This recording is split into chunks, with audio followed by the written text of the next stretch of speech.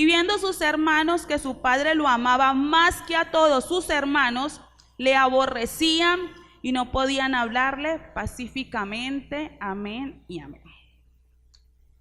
Existen diferentes tipos de familia. La familia nuclear, que es la tradicional, mamá, papá, hijos.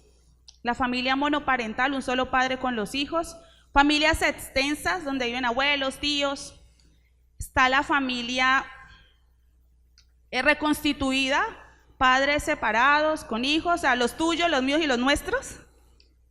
Pero en el tema del matrimonio, existen tres tipos de familia. La familia monogámica, donde hay fidelidad, acuerdos de fidelidad entre la pareja, pero también está la familia polígama, donde el hombre tiene el derecho, digo entre comillas, para que no vayan a decir que yo dije que ese era un derecho bíblico, de tener varias esposas. Y existe la familia, ese nombre se me complica un poco más, existe la familia poliándrica, donde es la mujer la que tiene varios esposos. Esto pasa en alguna cultura. Aquí nos encontramos con una familia poligámica, porque resulta que Jacob tuvo dos esposas por un engaño de su suegro, pero luego sus mujeres lo incitan a que tenga relaciones sexuales con sus siervas, con Bila, que era la sierva de Raquel, y con Silpa, que era la sierva de Lea. Entonces este hombre termina, no sé cómo, enredado con 4 mujeres. Hombres, ¿ustedes quisieran tener esta vida de Jacob? Yo creo que no. Y entonces vemos que tienen a su vez hijos. Lea le dio a Jacob 6 hijos. Raquel era estéril. Al final del tiempo, Dios se acordó de ella y tuvo 2 hijos, José y Benjamín. Las criadas a su vez, cada una tuvieron de a 2 hijos. Bila tuvo 2 hijos, Silpa 2 hijos. Entonces esa era una familia de un hombre con 4 mujeres y 12 hijos. Y resulta que esto era un conflicto terrible. Jacob pues se la pasaba trabajando. Lea y Raquel se la pasaban peleando. Las siervas, allí en medio de ese conflicto, me imagino que también tenían sus discusiones, y sin tener voz ni voto, se tienen que acostar con Jacob, porque a ella no les preguntó si les gustaba la idea, tener hijos, eran sus hijos y no eran sus hijos.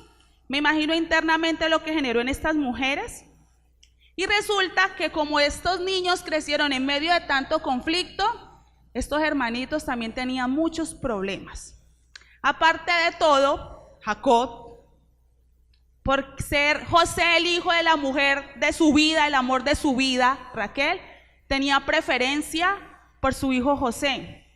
Y entonces los otros hijos se sentían mal, porque veían una diferencia en el trato de Jacob hacia su hermano y hacia ellos. Y entonces tenían tanta rabia hacia su hermano, lo aborrecían, no podían hablarle pacíficamente. Yo me imagino todas las peleas que habían diariamente en esta casa. Tanto fue el odio de estos niños cuando se volvieron hombres que planearon matar a su propio hermano. Al final no lo mataron, sino que lo vendieron como esclavo. Pero entonces, ¿qué puede haber en el corazón de alguien para que quiera matar a un propio miembro de su familia, verdad? Entonces analizamos aquí o vemos a la luz de la palabra una familia con muchas dificultades. Una familia con situaciones bien complicadas. Y yo pienso, la Biblia no lo dice. Yo creo que en esta familia nadie era feliz. No creo que Jacob fuera feliz con todos esos problemas de sus mujeres y sus hijos. Lea no era feliz porque Jacob no la amaba, vivía amargada, porque aunque era una mujer fértil, su esposo no le daba un lugar. Raquel vivía amargada porque aunque era la amada de su esposo, no podía tener hijos y le daba envidia que su hermana fuera tan fértil. Estas 2 criadas no eran felices. Ellas no habían decidido tener hijos con el hombre de sus sueños o con un hombre al que amaban. Fueron obligadas y usadas como objetos sexuales. Y estos niños no eran felices, porque su padre no les brindaba el afecto y el reconocimiento que ellos querían. Y José, que era el consentido, tampoco era feliz, porque sus hermanos lo odiaban y todo el tiempo lo hacían sentir mal. Nadie era feliz en esta familia. ¿Cuál era la causa o la raíz de este problema? Yo estoy haciendo un análisis de esta situación y yo veo que en esta familia todos tenían responsabilidad. Cuando en un hogar hay problemas, la responsabilidad no es de una sola persona.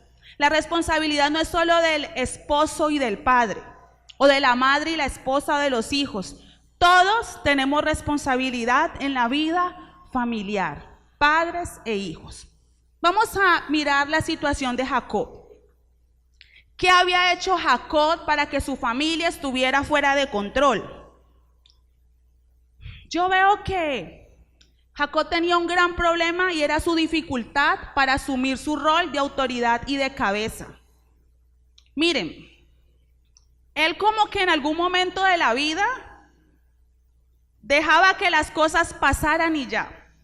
¿Cómo así que su suegro lo engaña y él no toma medidas y decide tener 2 esposas? No ejerció su autoridad.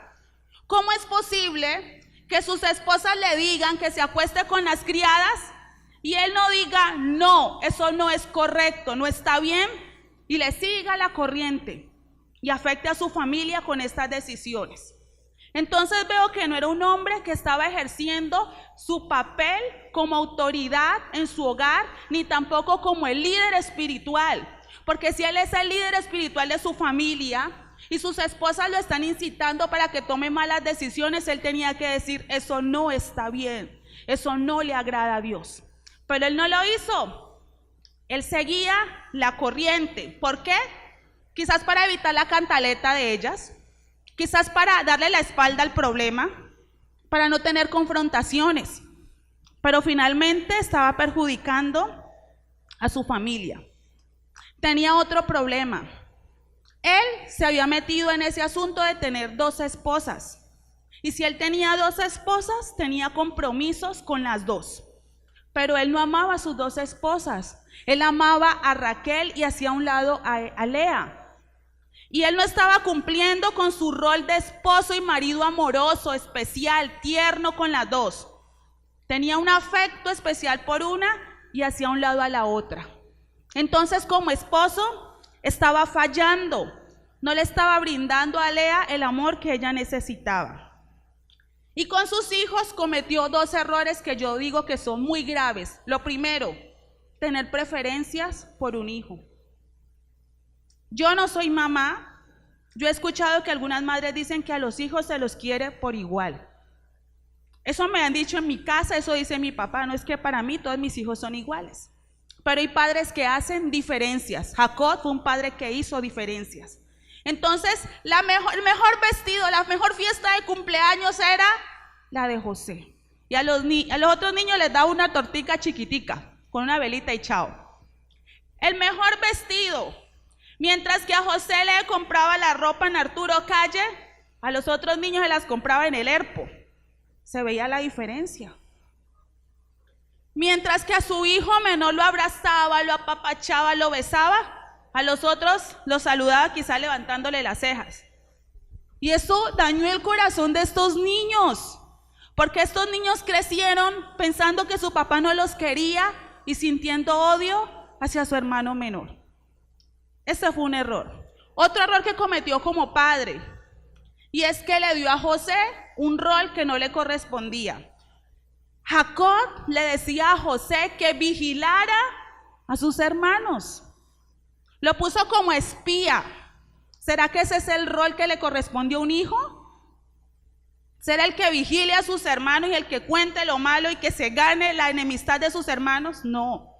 El rol de vigilar y cuidar a los hijos no le correspondía a José, le correspondía a Jacob. Entonces, cuando en una familia los roles no se asumen como es, todo se desordena. Le dio a su hijo un rol que no le correspondía. Su hijo estaba haciendo una tarea que no era de él. Y esto generó problemas. Hay padres que le delegan roles a sus hijos que no son. Es que como usted es el mayor, usted tiene todas estas responsabilidades. Y nos olvidamos de que son niños, de que son jóvenes. Es que como mi esposo se fue y me quedé sola, tú eres el hombre de la casa. Una responsabilidad muy grande para un niño. Es que como tu mamá no está, tú eres la mujer de la casa. Una responsabilidad demasiado grande. No es que como la situación económica está difícil, nos vamos a relajar como papás y que nuestros hijos dejen de estudiar y trabajen. Cuando los hijos empiezan a sostener el hogar, piensan que pueden hacer lo que ellos quieren. Toman entonces privilegios y empiezan a pasar por encima de los padres y se genera un desastre.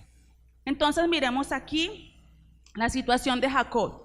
Cometió errores como esposo, como padre, y su principal problema, no ser esa figura de autoridad frente a sus esposas y frente a sus hijos, no para maltratarlos, no para someterlos, no para humillarlos, no, sino para guiarlos por el buen camino, para que tomaran buenas decisiones, para que amaran a Dios, para que tuvieran una familia ejemplar y para que sus hijos crecieran sintiéndose amados y con temor a Dios. Vamos a analizar cuál era la responsabilidad de Raquel y Lea. Pues que mantenían peleando todo el día. Eran rencillosas, cantaletosas, envidiosas. Todo el tiempo gritando, todo el tiempo alegando, todo el tiempo en conflicto. Qué pereza, ¿cierto? ¿A quién le gusta la cantaleta? Levante la mano para hacerle una liberación. A nadie le gusta la cantaleta. Las mujeres tenemos la tendencia. Todo el tiempo dando cantaleta, todo el tiempo discutiendo, peleando, eran muy conflictivas. Imagínense. ¿Será que esto era un buen ejemplo para los hijos? Ver a sus mamás todo el tiempo discutiendo, peleando, como decimos coloquialmente, agarradas de las greñas. Eso era un mal ejemplo. Estas mujeres hacían que su hogar fuera un hogar de pelea. Era un ambiente familiar súper hostil. Pero el principal error de estas dos mujeres es que no fueron mujeres sabias que edificaban su casa, sino que eran necias. ¿Cómo una mujer en sus 5 sentidos le va a decir a su esposo que se acueste con su criada? ¿En qué cabeza cabe eso? Pero, ¿y por qué lo hizo? Por estar peleando con su hermana. Estaba tan perdida del rol que tenía como madre de un hogar, como esposa de un hogar, que estaba más concentrada en su conflicto personal con su rival, que tomaba decisiones que afectaban la vida familiar. Lea también tuvo la misma situación. Estaba tan amargada, tenía tanta envidia hacia Raquel porque su esposo la amaba a ella, que también le dice lo mismo. Ya tenía 6 hijos, ¿para qué más hijos? ¿Para qué más hijos? Y le pidió a Jacob que se acostara con su criada. ¿Qué sentido? Que una mujer orille a su esposo a la infidelidad. Eso no tiene sentido. No eran sabias, no estaban edificando su hogar, estaban haciendo todo por destruirlo, porque estaban permitiendo que un conflicto interno afectara toda el área familiar. ¿Cuántas mujeres llevan a que sus esposos tomen malas decisiones a nivel financiero? Es que yo necesito este vestido, es que yo necesito sacar de esta revista, es que esto es necesario. Y el pobre hombre endeudándose, y luego viene la crisis financiera. ¿Cuántas mujeres se imponen sobre el esposo y le echan tanta cantaleta que el hombre termina cediendo y tomando malas decisiones? Eso no es sabiduría, eso es necedad. Estas dos necias eran Raquel y Lea. Y por otro lado, algo que me parece muy triste es que no solamente afectaron su relación con Jacob, sino con sus hijos. ¿Ustedes creen que Lea y Raquel le estaban dando un buen ejemplo a sus hijos? ¿Cierto que no? Miren, ellas estaban tan en su batalla campal que se llevaban a los hijos por delante, discutían delante de ellos, se agredían delante de ellos. Yo me imagino que le decía, dígale a su tía que es una sinvergüenza, dígale a su tía que tal cosa. mandándoles a razones a la otra. Miren que todo ese conflicto de estas dos hermanas se generó en los mismos hermanos, porque igual de rencillosos, envidiosos, fueron sus hijos, por el mal ejemplo de sus mamás. Y por otro lado, si estos niños crecieron con tanto resentimiento y tanta carga negativa emocional, es porque sus madres no lograron protegerlos y fortalecerlos emocionalmente, porque ellas estaban en otro cuento. No fueron esas figuras de amor y de protección para sus hijos en esa situación. Miren que hay una parte de la Biblia que me sorprende esta historia, y es que ellas llegaron tan lejos que un día se agarraron por una mandrágora. Entonces el hijo mayor de Lea trajo unas mandrágoras. Estoy investigando y es un fruto que es un fruto que en hebreo significa fruto del amor. Entonces se suponía que era como una especie de afrodisíaco que ayudaba a que la mujer fuera más fértil. Entonces cuando recibe la mandrágora Lea, entonces Raquel piensa, no, seguramente con ese fruto yo me voy a volver fértil, voy a poder tener hijos. Y empiezan a pelear por la mandrágora. Y le pide Raquel a Lea la mandrágora, y miren la respuesta, o sea, estaban tan mal. Le pidió una simple mandrágora y le dice, y es que me quitaste a mi marido y también me vas a quitar la mandrágora. Pues no. Y empezaron a pelear. Y entonces Raquel le dice a Lea, listo, te alquilo a mi marido, por Dios. Pero eso no es lo que más me sorprende, sino que cuando llega Jacob y le dice a Lea, hoy te alquilé para que duermas conmigo. Y Jacob se va con ella como si nada. O sea, ¿dónde está su autoridad? O sea, él seguía la corriente de esas dos mujeres. Me parece impresionante. Miren la falta de sabiduría de estas dos mujeres y la falta de autoridad de Jacob. Y entonces aquí hay un niño en medio de un conflicto de dos mujeres. ¿Qué ejemplo le estaba dando a Rubén? Ningún ejemplo. Entonces hubo un descuido a los hijos por esta situación. ¿Qué pasó con los hijos? Pues que todo este conflicto repercutió en ellos. Entonces crecen unos niños con unas raíces de amargura tan grandes que odiaban a su hermano y querían matarlo. Estos niños fueron creciendo y llegaron a la vida adulta con sentimientos de envidia, de resentimiento, de rencor, de rabia, con un vacío emocional súper grande porque sentían que su papá no los amaba, con una confusión terrible. Y al final terminaron vendiendo a su hermano. Estos niños todo el tiempo estaban rivalizando. ¿Quién era el que mejor cazaba? ¿Quién era el que mejor cocinaba? ¿Quién era el que mejor le iba en el colegio? ¿Quién era el más simpático? ¿Quién era el que mejor hablaba? Igualito que las mamás, todo el tiempo rivalizando y todo el tiempo peleando por la atención de su papá. Y cuando ellos decidieron vender a su hermano, le dijeron al papá que era que una bestia del campo se la había comido. O sea que se presentaron ante su papá diciéndole mentiras y engañándolos. Y eran tan duros de cerviz que sostuvieron esa mentira durante años. Cuando Jacob supo que su hijo no había muerto, ya José era un adulto, ya estaba grande, o sea que eran unos engañadores y mentirosos. No tenían ningún reparo en mentirle a su mamá y a su papá. Miren la condición de estos hijos como consecuencia de todo esto que pasaba familiarmente. Mis hermanos, y como dice el dicho popular, que cualquier parecido con la realidad es pura coincidencia, Dios quiere que hoy a la luz de esta palabra analicemos cómo están nuestras familias. Hermano, hermana querida, ¿cómo está tu familia en este momento? ¿Es una familia bendecida, llena de Dios?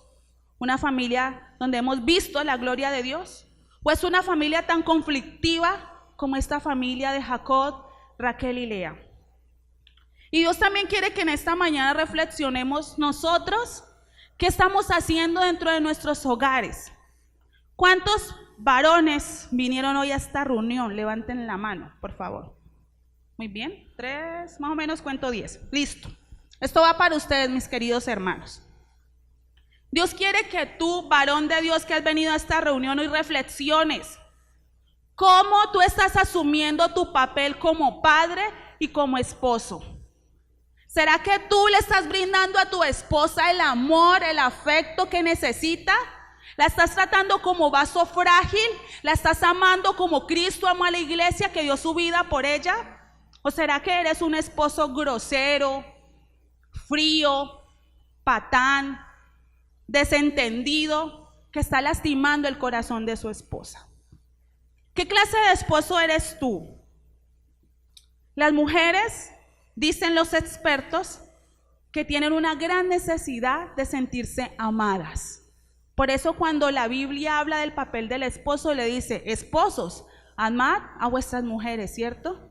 ¿Estás cumpliendo con esa tarea que Dios te dio? De amar a tu esposa con un amor sincero, con un amor puro, con un amor que te lleva a sacrificarte por ella. ¿O eres un egoísta que solo piensas en ti?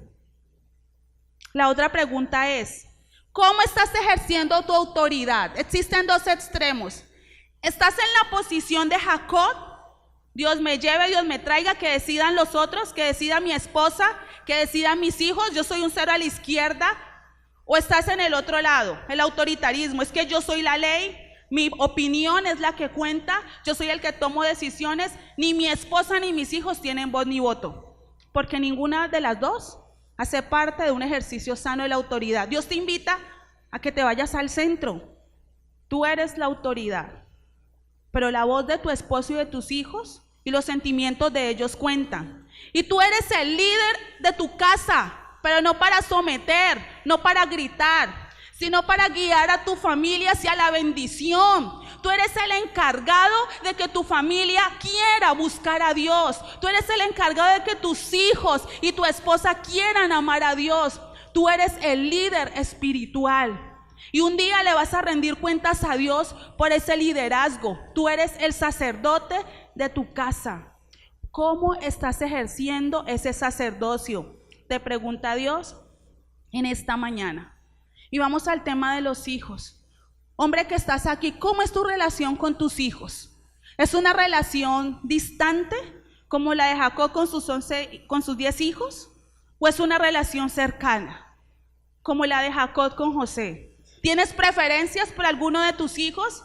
¿Será que prefieres más al mayor que al menor? Y entonces, o viceversa, y entonces uno de tus hijos se siente triste y poco amado y hay conflicto entre los dos hermanos. Debemos reflexionar sobre eso. ¿Y qué roles les estás dando a tus hijos? ¿Estás poniendo una carga sobre uno de ellos? ¿Estás llevando a que uno de ellos asuma tareas que no le correspondan? Querido varón que estás aquí, en esta mañana Dios te ha traído para recordarte que Él te dio un papel muy importante en la historia. Dios te dio el papel de que seas el líder de tu casa, de tu familia. Y tú puedes hacer que tu familia llegue lejos con Dios.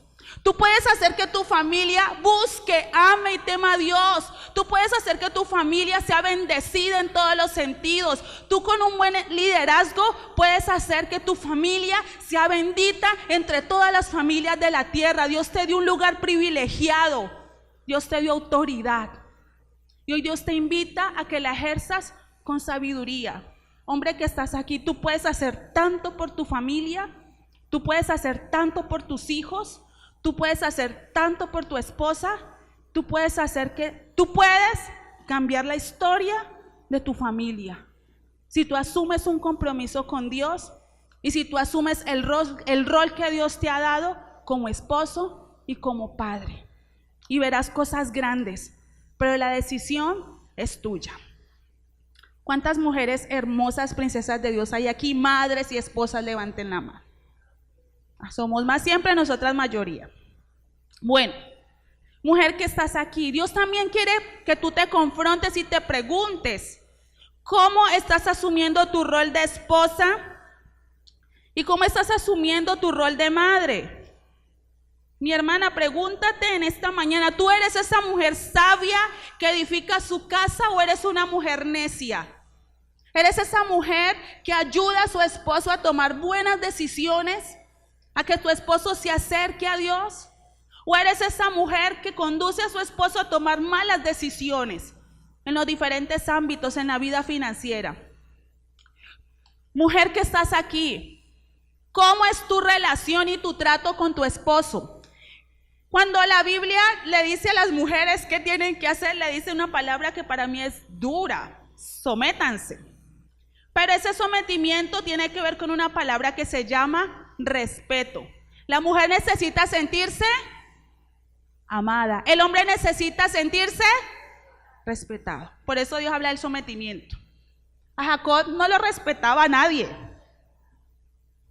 Tú eres una mujer que respeta a su esposo, respeta sus decisiones, respeta sus sentimientos, respeta su autoridad, o lo desautorizas frente a tus hijos. Finalmente terminas haciendo lo que tú quieres y pasando por encima de él. ¿Cuáles son tus palabras hacia tu esposo? ¿Palabras de crítica, de señalamiento, cantaleta todo el tiempo, cuestionándolo, criticándole, diciéndole todo el tiempo lo que hizo mal? ¿Cómo es tu trato y tu relación hacia tu esposo? ¿Estás honrándolo y sometiéndote como dice la palabra, o lo estás irrespetando constantemente? Y hay otra pregunta: ¿cómo es tu relación con tus hijos? ¿Eres una madre amorosa, cariñosa, protectora? ¿O estás tan ocupada en tus problemas de pareja, en tu trabajo, en tus cosas, que has descuidado a tus hijos? ¿Los escuchas? ¿Les preguntas cómo se sienten, cómo están? ¿Revisas los cuadernos cuando llegan del colegio? ¿Te sientas a pasar tiempo con ellos? ¿O estás muy ocupada para tus hijos? ¿Eres una mamá que expresa el afecto con palabras, con actitudes y con hechos? ¿O eres una mamá fría y distante? ¿Y qué ejemplo le estás dando a tu hijo? Estas dos mujeres no le estaban dando buen ejemplo. La mejor educación es la que tiene que ver con el ejemplo. Lo que tú le demuestras a tus hijos, lo aprenden más que lo que tú le dices. Porque si tú le dices, haz esto, pero tu forma de actuar es diferente, eso no les va a llegar al corazón. ¿Qué ejemplo le estás dando a tus hijos? ¿Le estás dando ejemplo de fidelidad a Dios? ¿Le estás dando ejemplo de armonía en el hogar? ¿Le estás dando ejemplo de como madre, como mujer? ¿Qué ejemplo le estás dando a tus hijos? Hace un momento le decía a los varones de este lugar que ustedes son la cabeza, pero hoy quiero decirte a ti, mujer que estás aquí, Dios a ti también te dio un papel importante en la historia, un papel importante en la familia. La mujer es administradora del hogar. ¿Qué hace un administrador? Un buen administrador todo lo multiplica, ¿cierto? Mujer que estás aquí, hoy Dios te recuerda que tú eres administradora de tu familia. Los recursos que Dios te ha dado, tú tienes la capacidad para multiplicarlos. Dios te dio ese poder. Tú puedes multiplicar los recursos financieros de tu familia con una buena administración. Tú puedes multiplicar los recursos espirituales de tu familia con tu fidelidad, entrega y búsqueda de Dios. Tú puedes multiplicar a tus hijos.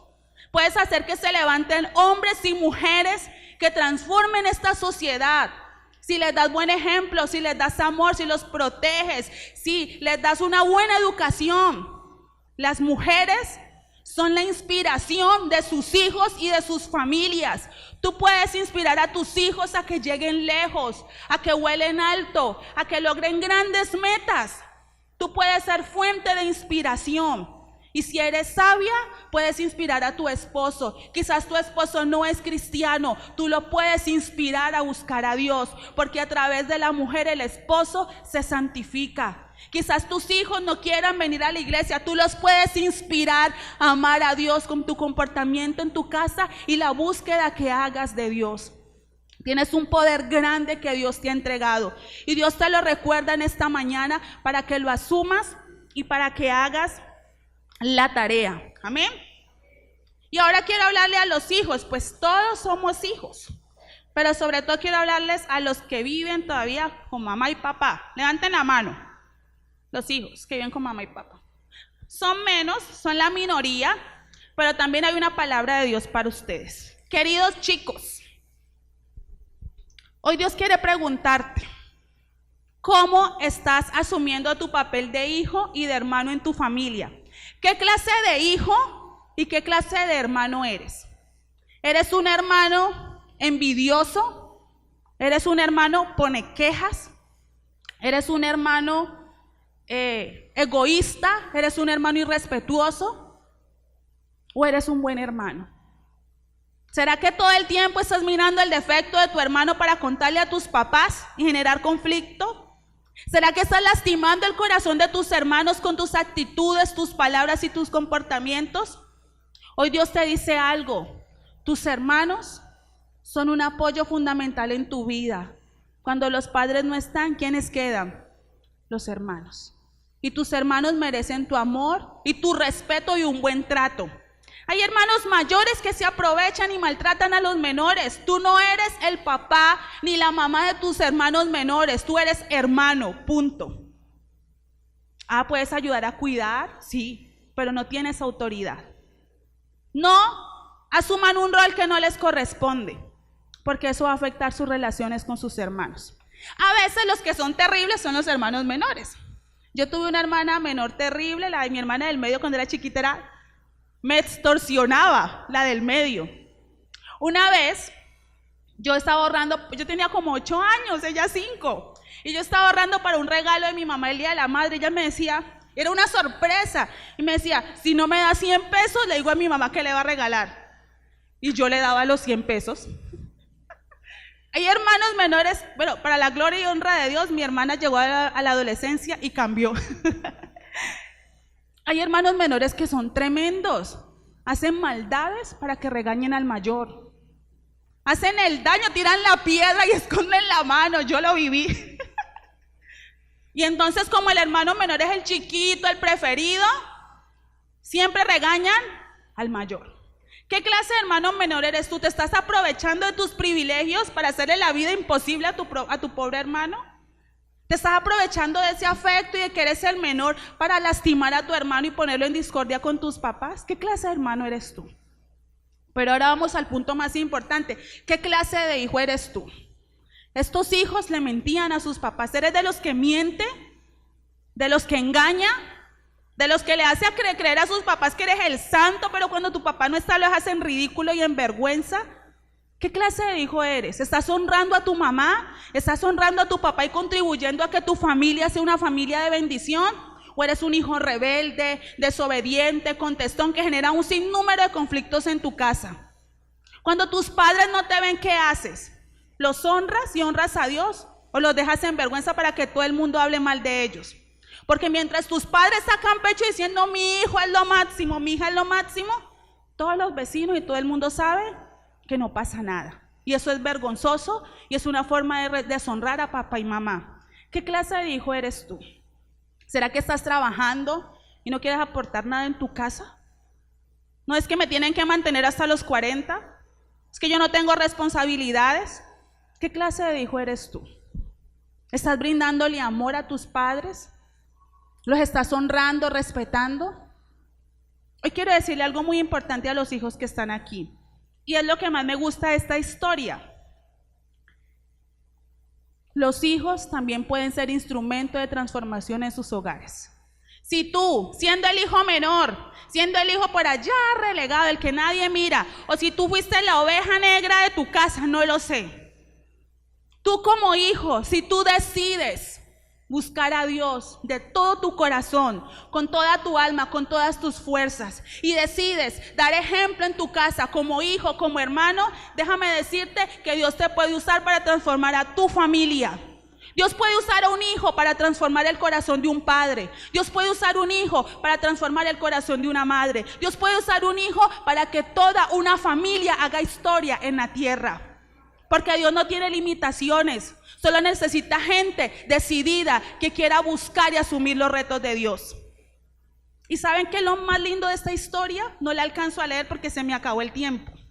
Pero resulta que esta familia vivió en el caos, pero esta familia salió del caos. ¿Saben por qué? Porque uno de ellos tomó la decisión de hacer la diferencia. Y me impacta porque no fue el papá, no fue la mamá, fue el hijo menor, fue José. Ustedes saben la historia, ¿cierto? José fue vendido como esclavo, estuvo en la cárcel, pero Dios tenía un propósito con él y lo puso en gracia con el faraón de Egipto y fue el segundo al mando. Y cuando llegó el hambre a la tierra, este hombre era brillante en los negocios. Yo creo que si estuviera en nuestra época sería premio Nobel de Economía. Hizo una estrategia para que el pueblo sostuviera 7 años de hambre. Era el único pueblo que no tenía dificultad en cuanto a los alimentos. Y este chico fue el instrumento de Dios para que su familia no tuviera hambre ni necesidad. Fue el instrumento para que su familia fuera levantada poderosamente. Este chico, los hermanos le tenían bronca y le ponían zancadilla y le daban calvazos, como decimos en la escuela. Este niño que fue vendido, que fue esclavo, que estuvo en la cárcel. Este niño que fue huérfano a temprana edad. Este niño que vivió la adolescencia sin papá, sin mamá, sin familia. Este niño que tenía todos los motivos para estar resentido con la vida y aún con Dios, decidió ser íntegro ante Dios, decidió honrar a Dios. Mientras fue esclavo, honró a Dios. Mientras estuvo en la cárcel, honró a Dios.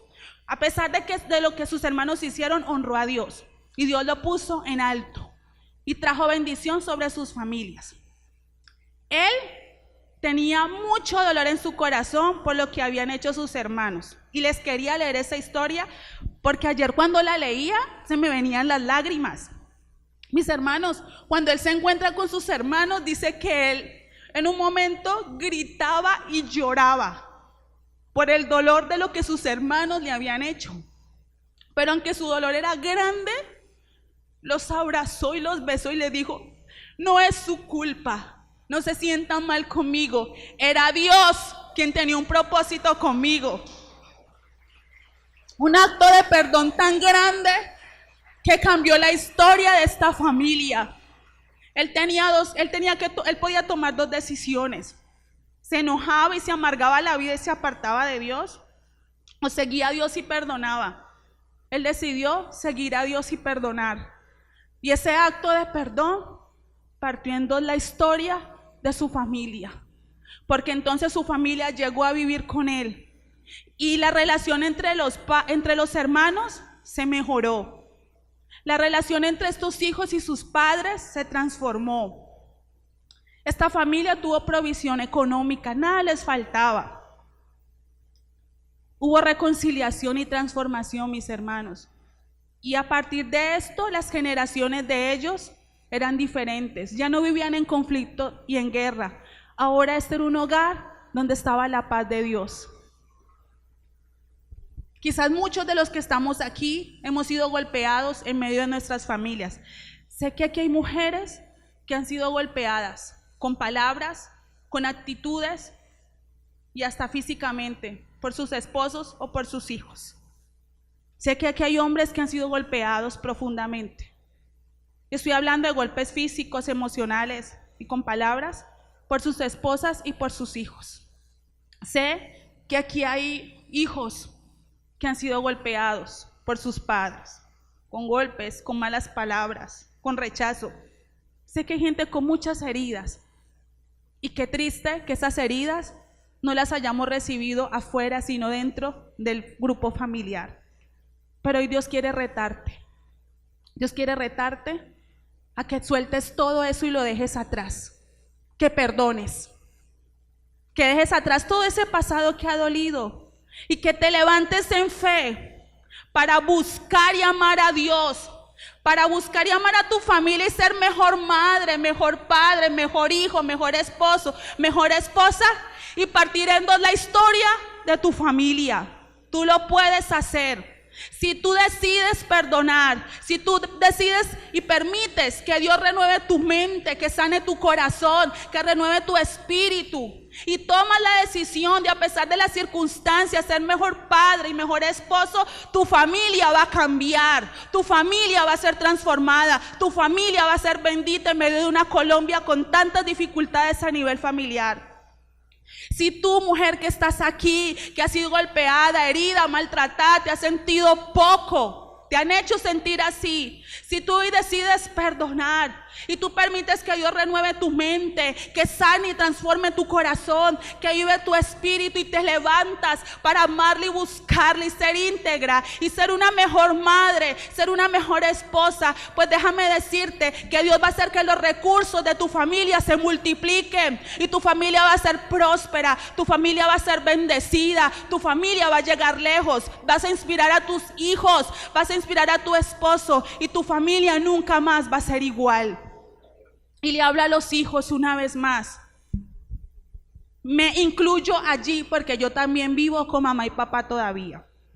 Nosotros, los hijos, si decidimos perdonar a papá y mamá por sus errores o a nuestros hermanos, si decidimos dejar atrás todas esas cosas que pasaron en la infancia y la adolescencia que nos dolieron, si decidimos levantarnos con Dios para buscarle, para amarle, para servirle y ser fieles. Y hacemos un propósito de ser mejores hijos, de amar, de respetar, de honrar a nuestros padres, valorarlos, de no amargarnos más la vida por lo mal que ellos hicieron o lo que dejaron de hacer, sino disfrutar nuestra vida con ellos. La historia de nuestra familia se puede partir en dos. Y podemos ser precursores de cambios. Podemos ser instrumentos de transformación. Si yo como hijo me renuevo, mi familia puede ser transformada. Y Dios te está retando, joven que estás aquí, que te levantes como una columna de Dios en tu hogar y seas instrumento de bendición, de cambio, de transformación, como lo hizo José. Deja atrás el pasado y decide vivir un presente mejor con tu familia, que Dios se encargará del resto. Amén.